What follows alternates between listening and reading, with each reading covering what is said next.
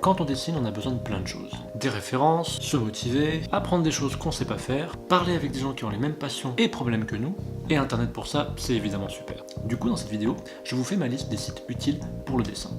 Peut-être y aura-t-il des sites que tu connais déjà, mais il y en aura aussi peut-être que tu ne connais pas, donc reste jusqu'à la fin de la vidéo, on ne sait jamais. Tu es prêt? On y va.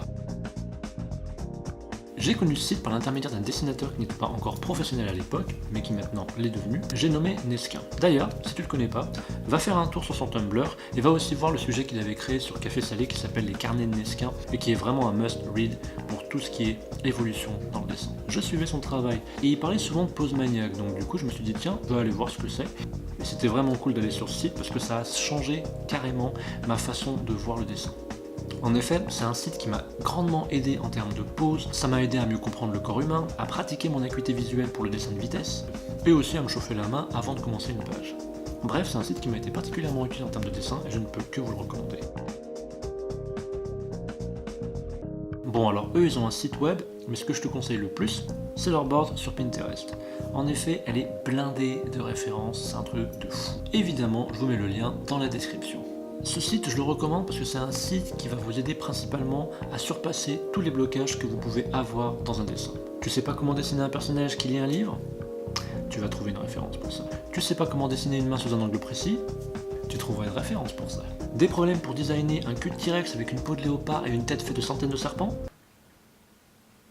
Tout d'abord, c'est une demande très spécifique, et ensuite, tu trouveras une référence pour ça. Bref, à chaque fois que je bloquais sur un dessin, sur une page de BD, j'allais toujours faire un tour sur ce site et au bout d'un moment, je trouvais quelque chose qui me débloquait et qui me permettait enfin de finir ma page. Ce site a toujours été là pour m'aider et je te le conseille vivement. A noter que leur site web est aussi une source utile pour découvrir des artistes. Ils font souvent des interviews avec des artistes pour savoir comment ils travaillent, leur process, etc. Donc, je te conseille vivement aussi d'aller checker leur site. Café Salé, c'est un classique du web francophone quand on parle de dessin. Et c'est globalement un bon site, il y a un peu de tout, il y a des forums. Je te conseille principalement ce site pour découvrir des artistes professionnels, mais aussi des débutants et d'autres qui sont un peu confirmés, mais pas encore tout à fait professionnels. Avoir des discussions avec des gens qui partagent les mêmes centres d'intérêt que toi, mais aussi les mêmes problèmes et les mêmes frustrations, tout autant que pour partager ton travail et avoir un avis concret dessus et varié sur ta production. Tu peux d'ailleurs me trouver sur ce site, mon pseudo c'est Pandarou, et voir ma propre évolution dans le dessin. Et crois-moi, je suis parti de très bas. Et maintenant, ça va, je suis pas trop mal. Ça, c'est principalement orienté pour ceux qui veulent publier des webcomics. Je trouve que c'est une super plateforme pour publier des bandes dessinées.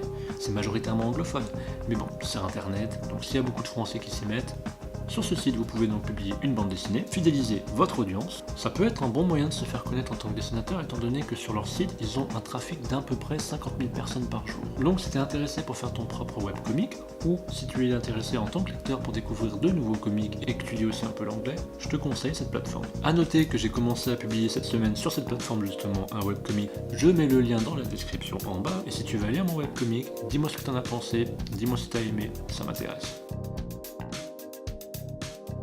Bah ouais, c'est con, mais ça marche. Tu peux trouver n'importe quel tuto sur n'importe quoi sur YouTube. Quand je sais pas faire quelque chose dans ma vie courante et que je veux savoir comment le faire, mon premier réflexe, c'est d'aller sur YouTube. Du coup, quand tu fais du dessin, t'as matière à t'amuser sur YouTube. Est-ce que j'ai dit suffisamment de fois le mot YouTube?